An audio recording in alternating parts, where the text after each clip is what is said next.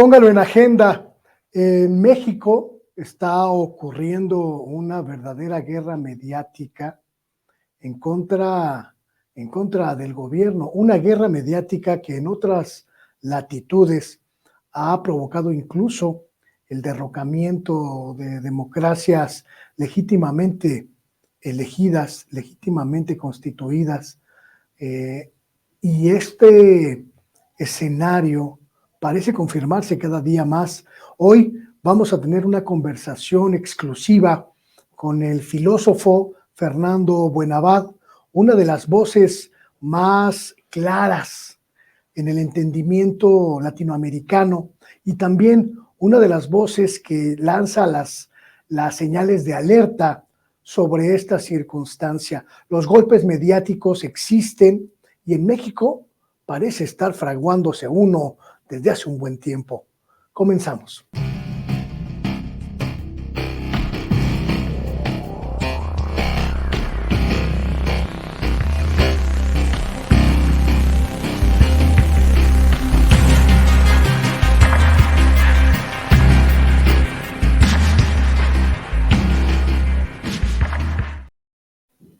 Muy buenas tardes, bienvenida, bienvenido, gracias por estar aquí en Sin Censura Televisión. Está usted en agenda y yo le agradezco muchísimo que, como todos los días, de lunes a viernes a las 6 de la tarde, pues me acompañe en este espacio para dialogar, para discutir,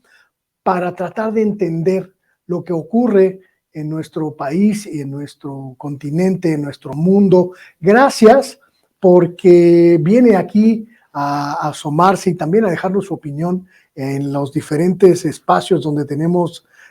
pues posibilidad de que usted nos comparta su punto de vista, tanto en la plataforma que usted ya se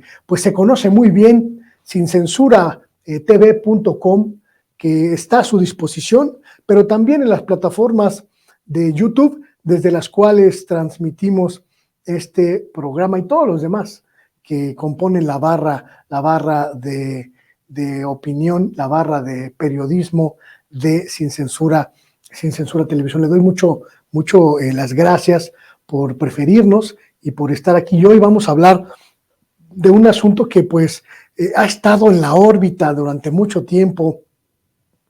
de la discusión, el papel de los medios. Durante las últimas semanas hemos atestiguado cómo los medios de comunicación prácticamente se han convertido en un instrumento de golpeteo político, que ya lo eran. Todo el sexenio prácticamente llevamos discutiendo cómo los medios de comunicación se han erigido en una de las más importantes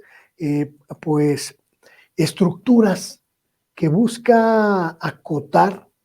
que busca arrodillar, digámoslo abiertamente, al gobierno del presidente López Obrador. Y esta circunstancia no solo no es nueva, sino que tampoco es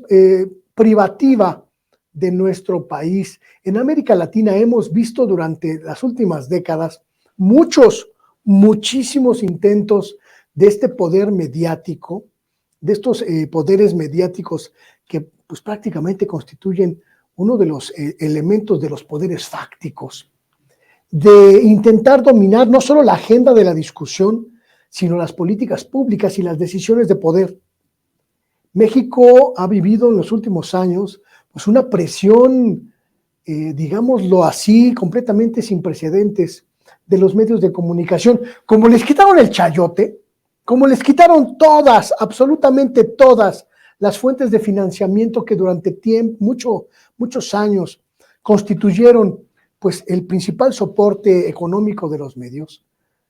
estos reaccionaron de manera inusitada, confrontando directamente al poder presidencial, como nunca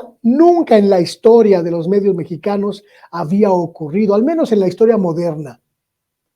Desde los años 30 del siglo pasado hasta 2018, la prensa mexicana fue mayoritariamente sumisa al poder presidencial, mayoritariamente abyecta de las decisiones políticas del poder presidencial, y solo con la llegada de López Obrador, al poder, se rompió esa tradición, se rompió ese núcleo. Por eso tenemos que entender muy bien lo que está ocurriendo y analizarlo, mire usted, al calor de los acontecimientos más recientes. Ya lo habíamos visto durante la pandemia, el papel deleznable de los medios de comunicación que incluso se atrevieron a combatir la política de sanidad, la política sanitaria del gobierno para contrarrestar los efectos de la pandemia de COVID-19. Lo vimos en ese momento cuando los medios se dedicaron a tergiversar el papel de las autoridades sanitarias e incluso crearon figuras como este mercanchifle que hicieron pasar por experta en epidemiología y que en realidad era solo una dentista sacamuelas sin ningún conocimiento en la materia epidemiológica y que se convirtió en la voz por descarte de los medios de comunicación, esta doctorcilla repugnante que se atrevió a criticar y a mercantilizar la crítica a la política de salud federal solo con el conocimiento de quitarle sarro a los dientes en su haber. Es verdaderamente terrible eso que vivimos, pero esto no paró ahí, prácticamente no ha parado en todo el sexenio, prácticamente no ha sido distinto en todo el sexenio. Y esta circunstancia terrible y lamentable, nos ha dejado unas joyas periodísticas verdaderamente de oprobio, verdaderamente desquiciantes. Periodistas que mienten, periodistas que tergiversan, periodistas que manipulan la información, periodistas que abiertamente están constituidos en un poder que busca destruir a el gobierno legítimamente electo de López Obrador. Ocurrió en Brasil durante la primera presidencia de Luis Ignacio Lula da Silva, a quien prácticamente metieron a la cárcel con acusaciones mediáticas de corrupción. Ocurrió después en el gobierno de Dilma Rousseff, donde pues los medios de comunicación más importantes de Brasil prácticamente se constituyeron en el brazo armado de los grupos fácticos que terminaron por derrocar a la presidenta legítimamente electa. Lo vimos también en Argentina, donde los medios de comunicación atacan sin ningún pudor, sin ninguna piedad a los gobiernos progresistas, primero al de Cristina Kirchner, después al gobierno del presidente Alberto Fernández, constituyéndose en el polo más importante de combate a los grupos progresistas. Lo vimos en Perú, donde los medios de comunicación jugaron un papel fundamental, oiga usted, fundamental en el derrocamiento, porque no se le puede llamar de otra manera, en el derrocamiento del presidente peruano Pedro Castillo. Lo vimos también en Bolivia, donde los medios jugaron el papel fundamental para convalidar el golpe que terminó por derrocar al presidente Evo Morales y casi asesinarlo, a no ser por la intervención oportuna del gobierno del presidente López Obrador. Hoy quizá estaríamos hablando de Evo Morales como una leyenda y no como un hombre que sigue luchando por la democracia en su país. Los medios de comunicación constituidos en una suerte de poder de facto que tiene la posibilidad de manipular a la gente, de manipular a las masas, pero también que tiene la posibilidad de destruir honras, de destruir famas, de destruir honorabilidades cuando se lo propone. Por eso es tan importante entender esta discusión y para ello hoy tenemos una conversación, déjeme presumírsela, una conversación de lujo, de primerísimo nivel, con uno de los hombres de pensamiento más claro, más sensato, pero sobre todo de mayor conocimiento en nuestro continente. Es un honor para mí poder presentarle esta conversación con el doctor Fernando Buenabad, filósofo, politólogo y un experto, verdaderamente experto, en el entendimiento de los medios de comunicación en nuestra América Latina. Fernando Buenabad, que nos acepta una conversación a distancia. Él está en estos momentos en Argentina y desde allá nos permite enlazarnos para conversar sobre esta dinámica. Vamos a un pequeño corte y volvemos con la conversación.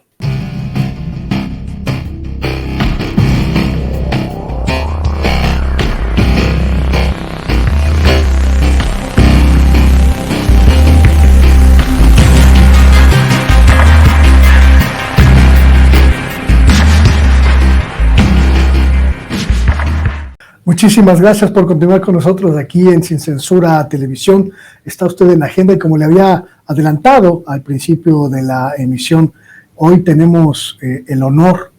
de tener como invitado en esta conversación a una de las mentes, diría yo, más lúcidas en estos tiempos en nuestra región latinoamericana. Un hombre que tiene un conocimiento muy profundo sobre los acontecimientos sociales,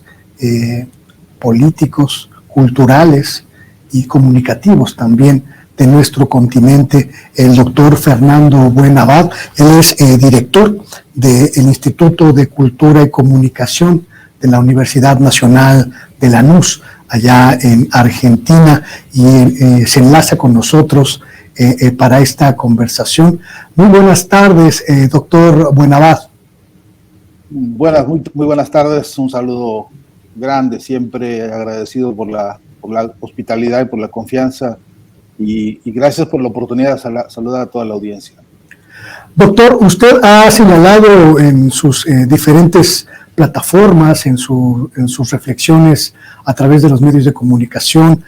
que América Latina tiene un problema entre las muchas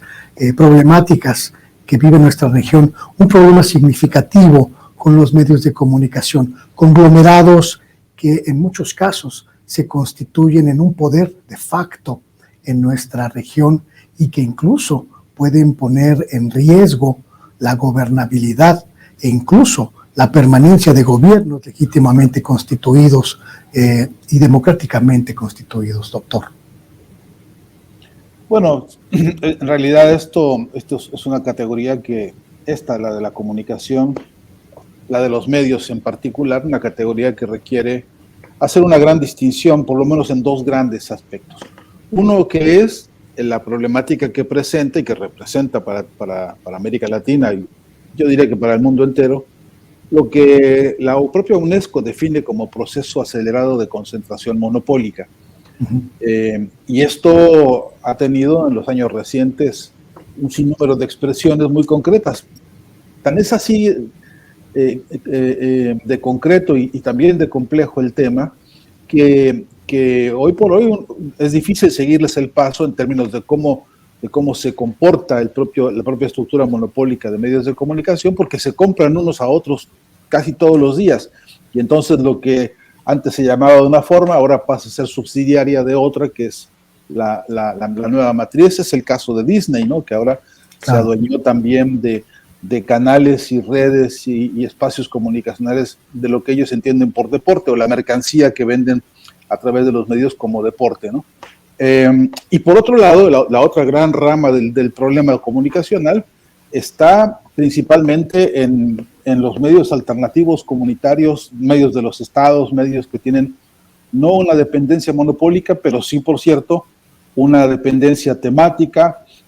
incluso jurídico-política,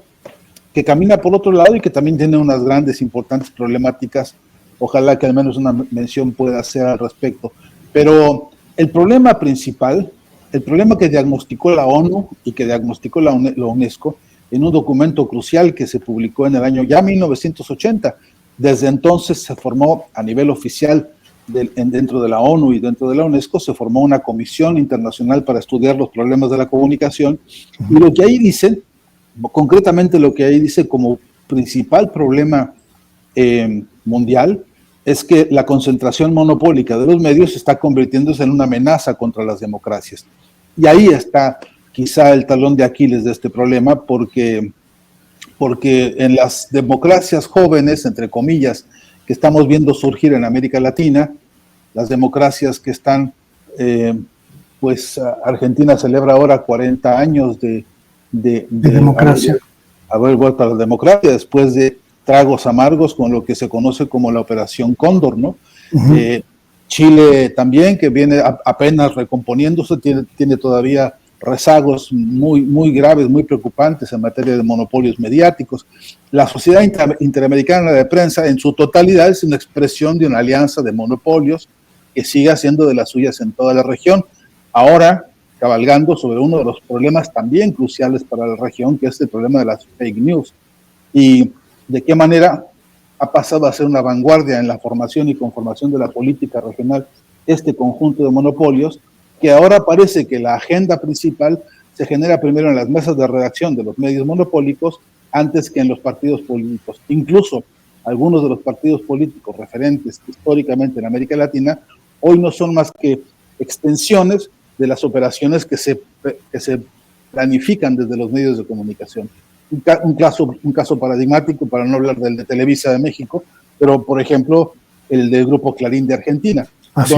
desde cuyas entrañas se pergeña casi la totalidad de las operaciones golpistas que hoy se ven, especialmente la operación golpista llamada inflación, que es un arma de guerra económica hoy por hoy en todo el continente, y si me apura un poquito diría que en todo el mundo. De modo que la complejidad de esto que llamamos medios de comunicación efectivamente rebasa el problema de la televisión, de la radio, del cine, alcanza a los problemas de las redes sociales hoy por hoy, alcanza a la comunicación satelital y alcanza a la comunicación también submarina, que por cierto, todos los cables que están tendidos a nivel submarino son en su totalidad empresas privadas que hacen su trabajo, incluyendo lo que ya ha sido denunciado en la propia ONU y UNESCO, que es la recolección ilegal de datos para lo que hoy se conoce como el Big Data, que es, ni duda cabe, otro de los nuevos problemas en el escenario comunicacional del mundo, porque para lo que ha servido es para un sistema de espionaje de nuevo género, ante el cual estamos parados con una incapacidad jurídico-política de intervenir y virtualmente sin defensa, ¿no? Ese panorama complejo, concluye esta primera idea, tiene frente a sí, repito, un archipiélago inmenso de voluntades comunicacionales alternativas, independientes, democráticas, algunas incluso progresistas, que siendo un archipiélago realmente inmenso hoy por hoy, porque hay páginas web, cuentas de Twitter, TikToks, etcétera, con una voz distinta, la voz de las diversidades, como lo pedía el documento de la UNESCO, ¿no? Un solo mundo, voces múltiples, se llama ese informe. Y así como se pretendió, así creció ese archipiélago de manera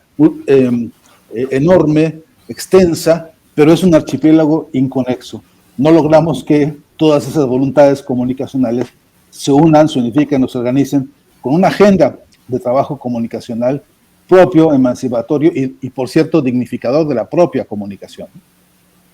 Usted hacía referencia al caso argentino, donde pues el Grupo Clarín, uno de los consorcios comunicacionales más importantes, no solo de Argentina, sino de toda América Latina, pues prácticamente se ha convertido en una especie de poder alterno que disputa la narrativa al gobierno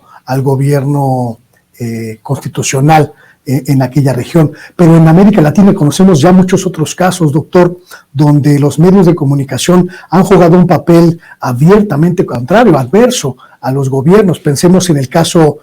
brasileño, por ejemplo, en la caída de Dilma Rousseff y la intervención que tuvo en esta, pues el conglomerado del Grupo Globo, por ejemplo, o en el caso peruano, el más reciente de esta historia latinoamericana, donde el Grupo Comercio, encabezado por este legendario cabezal limeño, pues prácticamente pidió la cabeza del hoy depuesto presidente Pedro Castillo. Y en el caso mexicano, pues tenemos prácticamente 5 años desde que tomó posesión López Obrador, viendo la acción de un conglomerado de medios que buscan pues prácticamente sobreponerse al gobierno constitucional. La idea que en los 80 era una amenaza, hoy parece ser una realidad. Pues, y no solamente eso, sino que la cosa empeoró, ¿no? Y usted en el informe McBride, que es el que hemos estado aludiendo, publicado por la UNESCO y por la ONU,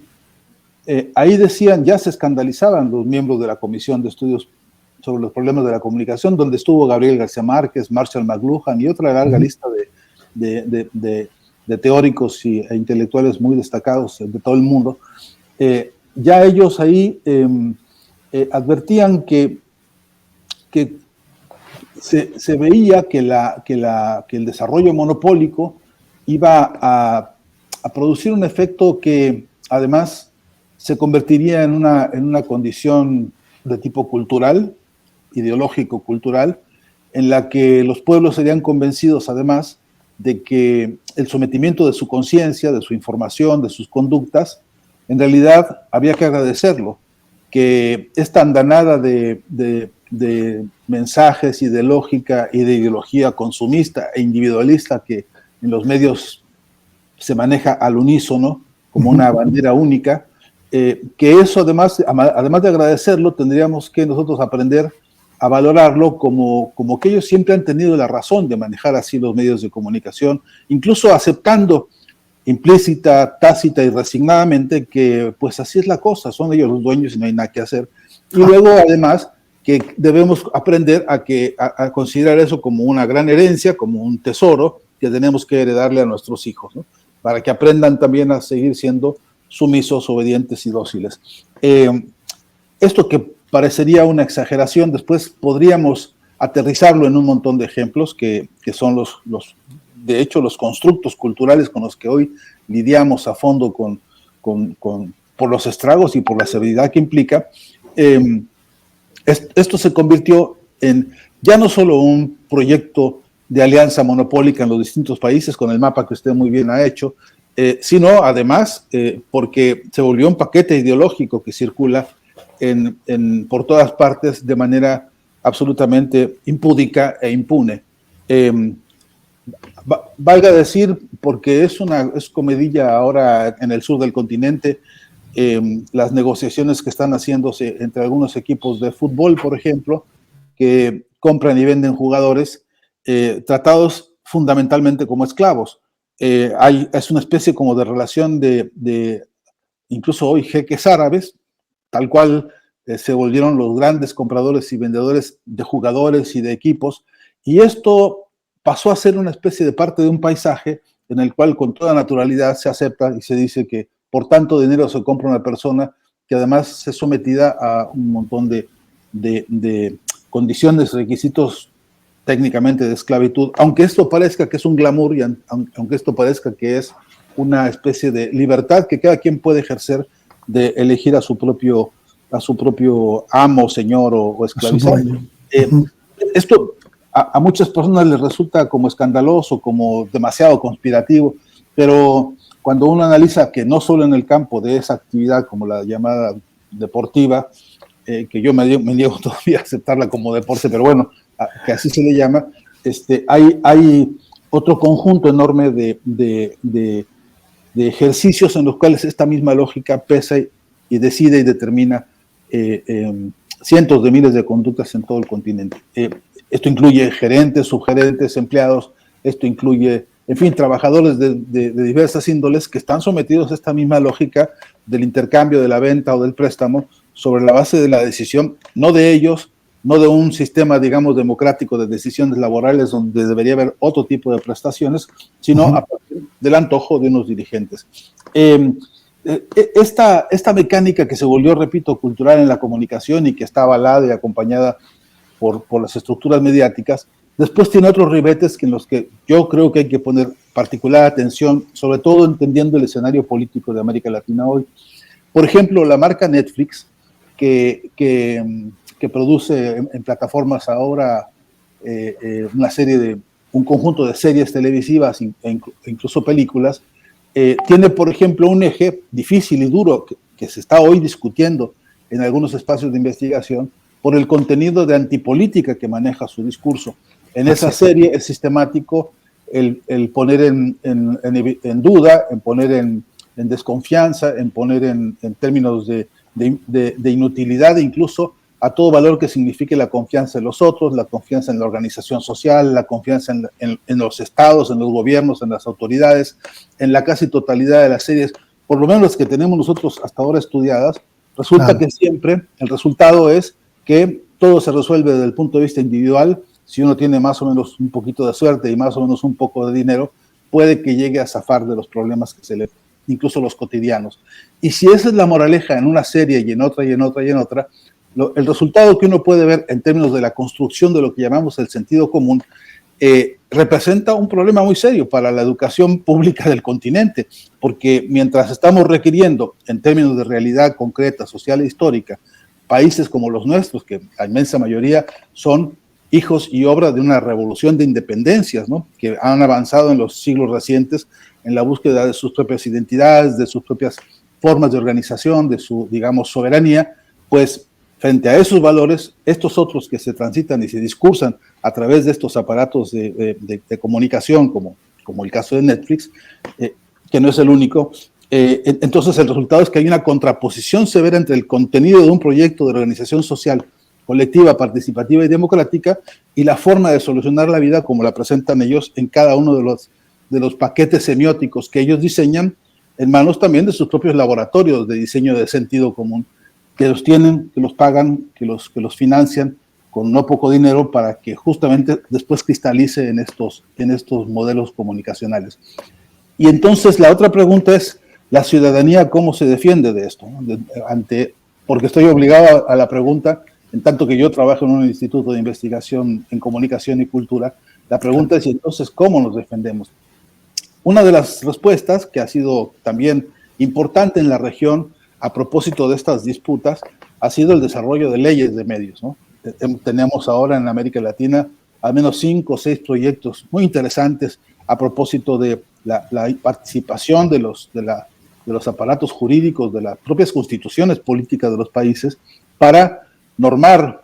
no para prohibir, no para limitar la libertad de la expresión, sino para ponerla al servicio de la expresión del conjunto, de la mayoría, de las diversidades y de la participación igualitaria, no solamente para tener igualdad de oportunidades, sino para tener igualdad de condiciones en la comunicación. Entonces,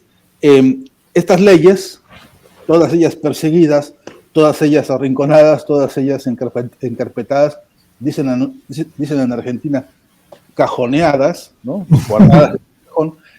Todas estas leyes son experiencias muy valiosas que no han podido florecer como un brazo jurídico político importante para que tengamos eso, igualdad de oportunidades e igualdad de condiciones. Pero, y por último, tendríamos otro de los grandes problemas de la comunicación en este continente, que es la dependencia tecnológica. Me parece que esta es una reflexión que tiene que agudizarse, ojalá algún día haya oportunidad y tiempo, pero nosotros no fabricamos un solo tornillo de las herramientas con que nos comunicamos en todo el continente. Nosotros gastamos en materia de tecnología para la comunicación fortunas. Yo no sé cómo podíamos llenar con ceros todas estas habitaciones para saber la suma anual de gasto en tecnología para la comunicación, que además es una tecnología que nace obsoleta, porque la obsolescencia está planificada para que dentro de 3 meses ande usted a buscar el cablecito que se le perdió, a ver si alguien lo tiene y alguien lo vende, porque lo que ya está en el mercado son los nuevos equipos con las nuevas prestaciones, etcétera. Entonces, no hay dinero que alcance, no hay proyecto de política comunicacional que pueda satisfacer a los pueblos en la medida en que estamos silenciados porque, o estamos limitados, mejor dicho, porque la dependencia económica y la dependencia tecnológica es brutal. Y, por cierto, no tenemos proyectos latinoamericanos en los cuales se haya podido, por ejemplo, fundar una institución latinoamericana para el desarrollo de tecnología de la comunicación que sea soberana, que sea autónoma. No tenemos sistemas de financiamientos latinoamericanos con un banco, por ejemplo, para la tecnología de la comunicación que nos permitiera tener acceso, por ejemplo, a un satélite hoy que nos permitiera haber construido nuestro propio Internet, como se habló muchas veces en algunos encuentros, la Internet de los pueblos, la Internet para la democracia, la Internet que no sea ni tan costosa, ni tan de espionaje, ni tan peligrosa políticamente, ¿no? Entonces, todo este paisaje, cuando uno dice los problemas de la comunicación, es una agenda compleja, es una agenda profunda. Después, cuando uno entra al campo de ver números, cuando entra a los aspectos cuantitativos del problema y se da cuenta de la inmensa cantidad de poblaciones en este continente que no tiene acceso a Internet, que no tiene luz siquiera, que no conoce un teléfono celular con las mínimas prestaciones, cuando toda vez que uno trata de ver a cuántas aulas de este continente no llega un equipo básico de tecnología de la comunicación o de la información para que los estudiantes puedan en igualdad de condiciones hacer consultas, hacer trabajos, hacer comunicaciones como esta que tenemos ahora nosotros, y veríamos un escenario de gran desigualdad también comunicacional, tecnológica y especialmente semiótica o semántica o de contenido. Hacía usted referencia hace unos minutos a este proceso de monopolización acelerada de los medios de comunicación, de ciertos ámbitos de los medios de comunicación. Y en el caso mexicano, solo para plantearlo como un ejemplo, lo que vemos también es ya no solo que esta monopolización abarca el ámbito mediático, el ámbito del ecosistema mediático tradicional, el ámbito de los medios de comunicación tradicionales, sino que trasciende, doctor, a otras esferas, la esfera educativa, con el control de incluso las políticas públicas en materia cultural, en materia educativa, el control de la industria editorial, la industria de los libros, el control incluso de los ámbitos académicos en las universidades, tanto públicas y privadas, donde este monopolio de las ideas, este monopolio de la visión del mundo de manera única, pues ha penetrado y ha logrado ocupar los espacios de decisión, poniendo en riesgo no solo, doctor, la cuestión de la libertad de expresión, sino sobre todo la pluralidad de las ideas. Y me pregunto si en el resto del continente ocurre un fenómeno parecido y qué pasaría en caso de que esto pues se llegara a convertir en un asunto común. Pues usted lo ha dicho, es un problema continental, ¿no? Y lo tenemos en casa todos. Por ejemplo, mire, un ejemplo crudo, duro de todo esto es que no hay gobierno que haya tenido hasta hoy una política medianamente consolidada y creo que ni siquiera pensada para enfrentar, por ejemplo, los juegos digitales con que se entretienen los niños y adolescentes y no tan adolescentes de todo el continente. Eso representa una industria de la comunicación que hoy ya ha pasado incluso a algunas cadenas televisivas, de las cadenas televisivas que venden ahora paquetes de señales diversas, y tenemos ahora que se volvió una especie de reality show, exhibir cómo juegan los muchachos con los juegos digitales, uno en Madrid, el otro en Alemania, el otro allá en China, y cómo estos juegos ahora llenan los tiempos en la casa de uno, y los primos, los vecinos, los sobrinos, los amigos, todos, no saben qué hacer, no saben ni siquiera, algunos de ellos ni siquiera entienden los contenidos a qué se juega, cuanto que el porcentaje mayor de contenidos audiovisuales radica en actos de violencia. Hay una cantidad impresionante de juegos que consiste en volarle la cabeza a un tipo a partir de a ver quién va más armado, y a ver quién tiene, no sé, más municiones, etcétera. Y resulta que lo divertido ahí es que vuele la cabeza de un tipo, etcétera. No caigo yo en la simpleza de decir que porque ya todo el mundo juega, o una inmensa cantidad de muchachos juega con esto en su casa, en su habitación, encerrado horas y horas, por eso se va a convertir en una amenaza para la integridad social. Pero lo que es cierto es que es un problema muy serio, que la propia Agencia Noruega de Investigación sobre los problemas de la guerra en el mundo ha planteado esto como un espacio en el cual hay una especie de reconciliación lúdica con el fenómeno bélico, y tiene un cobijo en la casa de cada uno de nosotros, tiene un cobijo ahí en donde hay un muchacho que está sentado, repito, horas frente a una pantalla que puede ser computadora, que puede ser televisor, que puede ser su teléfono, y queda absorto. Son horas y horas de vida, de juventud, de participación, incluso de otra forma de comunicación más endógena, más tribal, más de grupos pequeños, pero que constituyen gastos enormes a nivel internacional. Son grandes industrias. Más o menos catalogan los compañeros de CIPRI, catalogan 1.700 juegos distintos hoy funcionando en todo el planeta, y a veces jugándose en simultáneo. Los mismos jugadores participando en 3 juegos distintos a través de la tecnología. Entonces, yo tengo encuentros permanentes con profesores de escuelas secundarias o de escuelas preparatorias para hablar de estos temas, y no salen de su campo de desesperación los profesores cuando no saben qué decir o qué hacer por la distracción que representa esto. La impotencia de padres y madres de familia en todos lados ante esta incapacidad de poder tener una respuesta de salud pública, una respuesta lo digo porque es un problema de salud pública que incluye la salud psicológica, que incluye la planificación de los tiempos, que implica problemas económicos, problemas políticos, ideológicos y culturales. La complejidad que tiene esto, no conocemos programas gubernamentales dispuestos a atender. Sí que hay iniciativas, desde luego no quiero entrar a una actitud grosera de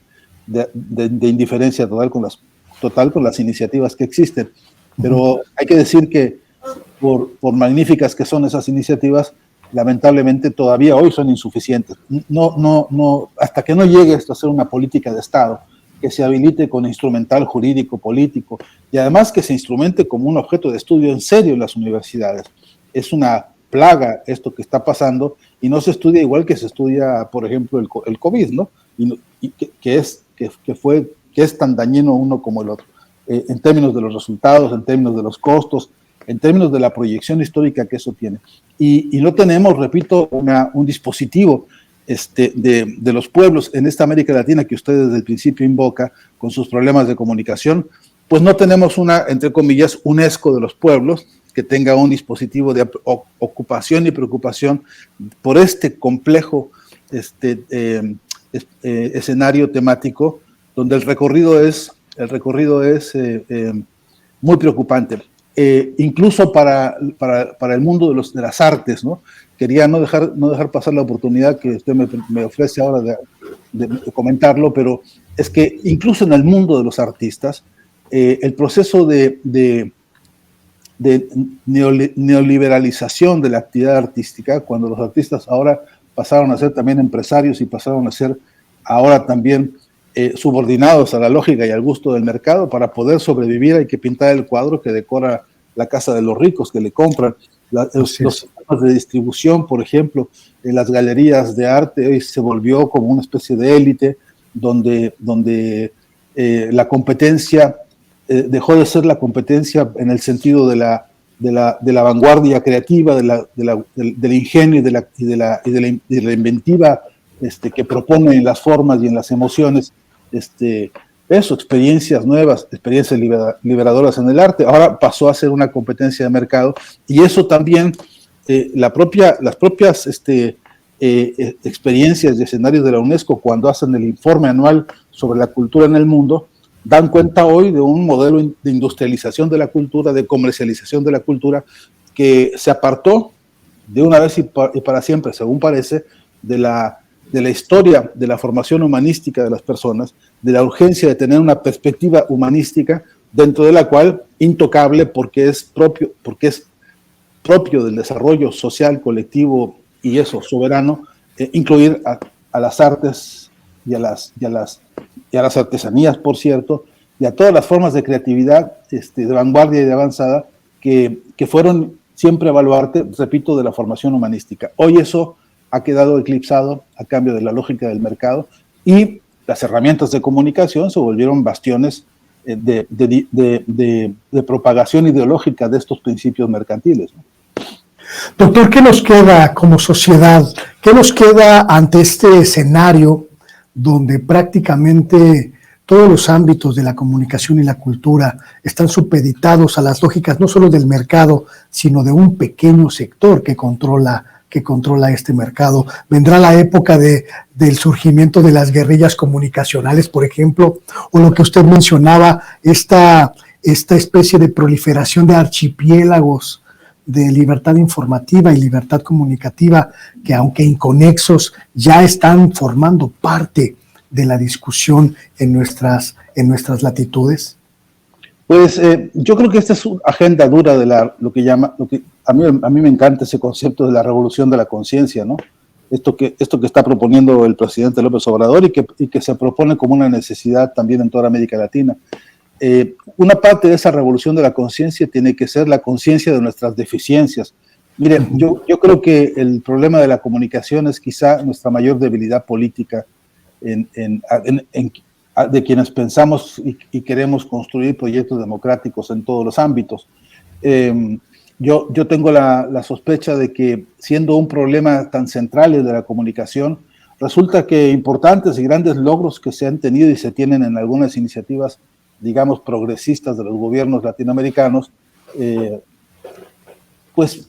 se ignoran, no se saben. Por ejemplo, mire, muy sintéticamente, en este momento Argentina, la Cámara de Diputados en Argentina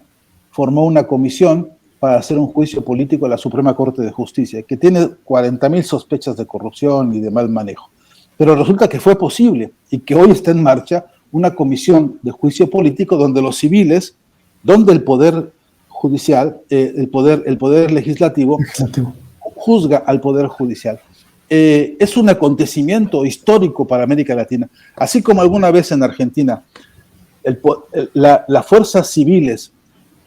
el pueblo mismo logró juzgar a través de sus fuerzas civiles a los militares de la dictadura monstruosa que aquí se vivió, así ahora los civiles están organizándose a través de diputados para juzgar a la Suprema Corte de Justicia. Eso es un acontecimiento que debería estar recorriendo el continente entero, porque esto de hacer juicio a los jueces debería estar pasando en México, ahora mismo debería estar pasando en Exacto. Perú, debería estar pasando en todo el continente, donde debería ser fácil,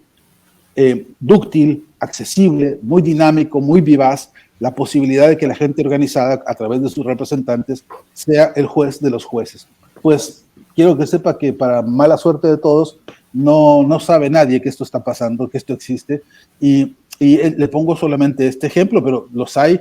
a montones, en los que grandes, importantes logros en materia de vivienda, como los que ha tenido Venezuela, es la vanguardia mundial en construcción de viviendas y en entrega de vivienda a los pueblos. Sin embargo, es más fácil insultar al presidente Maduro que ponerse realmente a investigar qué es lo que ha producido ese gobierno a lo largo de los años recientes, o lo que ha pasado en Bolivia en términos de educación básica para los distintos pueblos hermanos del Estado plurinacional de Bolivia. La revolución educativa que ahí se viene dando, pues es un esplendor del que casi no se sabe. Entonces, es una debilidad grande la comunicacional para todos nuestros pueblos y nuestras iniciativas políticas. Y creo que hay que ponerle conciencia de eso. Sí creo que hay que insistirle a los mandatarios de la región. Yo lo he hecho una y otra vez cuando he podido incluso hablar con algunos de ellos, insistirles que urge una cumbre de presidentes en materia de comunicación, que si no instauramos una modalidad organizativa que nos permita acceder a los desafíos tecnológicos, financieros, educativos, en fin,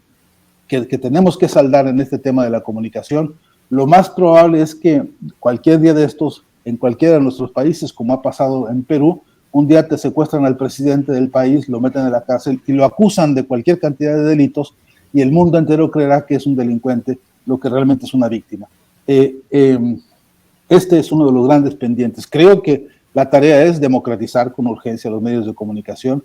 que haya, como el informe McBride lo pide, un solo mundo con voces múltiples.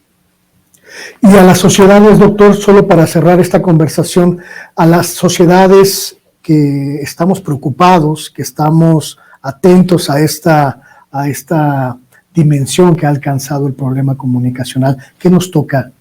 hacer? Pues quebrar los modelos tradicionales de selección de la información. Permítame decirle, hay una tendencia histórica en el manejo de las mesas de redacción o en el diseño de los espacios temáticos que se ha basado en lo que alguna persona cree que son los temas sobresalientes de la agenda, y entonces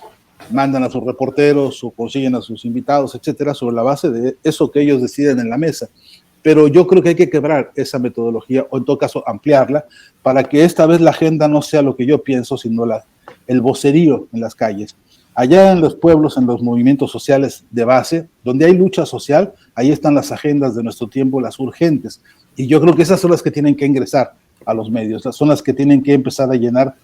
todos los espacios, no con intermediarios que vayan y pongan un micrófono para después hacer un resumen que tergiversa lo dicho, sino para que directamente los representantes, incluso los comunicadores que ya existen en la base de esos movimientos y esas luchas, sean los voceros que nos ayuden a entender la historia, el desarrollo y los alcances de cada una de esas luchas, porque de lo contrario no entenderemos por qué se mueve como se mueve la historia del continente, y luego no sabremos ser solidarios, que es una de las grandes e importantes premisas de nuestra especie, ¿no? Y eso es una condición del humanismo nuevo, ¿no? Del humanismo de nuevo género, recuperar la solidaridad y la fraternidad. Doctor Fernando Buenabad, le quiero agradecer esta oportunidad de haber platicado con usted y además de darnos pues esta agenda de pendientes y también esta agenda de tareas que tenemos que analizar en la sociedad y en el caso mexicano con urgencia más que apremiante, y le quiero manifestar públicamente mi respeto y mi absoluta y total admiración. Gracias por este tiempo. El agradecido soy yo y desde luego cuenten conmigo toda vez que sea posible. No se van a librar de mí tan fácilmente, así que un gran abrazo desde acá, desde el sur del continente, y agradecido siempre. Muy buenas tardes, hasta pronto. Esta reflexión que hace el maestro, el doctor, el líder ideólogo de América Latina, el líder progresista, el ideólogo progresista de nuestra América Latina, sobre el papel de los medios de comunicación, pero también sobre el papel de las sociedades para enfrentar a esos medios de comunicación, me parece fundamental, porque es una idea que está ahí latiendo. Tenemos que crear nuestros propios polos de información, de comunicación, que nos permitan hacer una tarea de contrarrestar los efectos perniciosos, los efectos nocivos, los efectos casi letales de esos medios de comunicación que se erigen en jueces y que también abonan a los intentos golpistas y antidemocráticos. Tenemos que construir nuestros propios espacios de discusión y expulsar de ellos a las voces que intentan acotar el diálogo,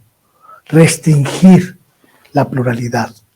desaparecer la diversidad de voces y de ideas. Este llamado del doctor Buenabad a que tomemos conciencia de nuestro papel y de nuestro gran riesgo como sociedad, si seguimos indolentes, si seguimos inamovibles ante lo que están haciendo los medios de comunicación tradicionales, los grandes conglomerados de comunicación en nuestro continente y en nuestro país, pues nos permite también pensar que ha llegado el momento de tomar este asunto en nuestras manos.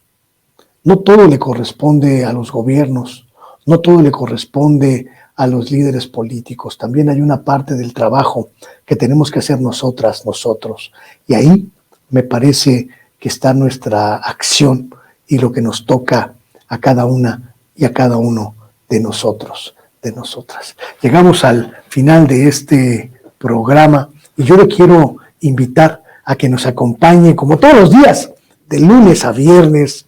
en Sin Censura Televisión, en este espacio que le pide ponerlo en agenda entre sus actividades del día. Le dejo con la programación de Sin Censura. Ahorita viene cargadita la agenda de Sin Censura Televisión. A las 9 de la noche no se vaya a perder a Vicente Serrano, o es a las 10, ya ni sé. A las 9, efectivamente, mire, le estoy preguntando porque de repente se me robó el cassette. A las 8 de la noche, Stephanie Lavalle, en su programa, a mí me da un poco de simpatía su programa, el título, Su pinche madre, me encanta el título, con Stephanie Lavalle a las 8 y despuesito Vicente Serrano a las 9. Ahorita quédese con Gómez Brené, que viene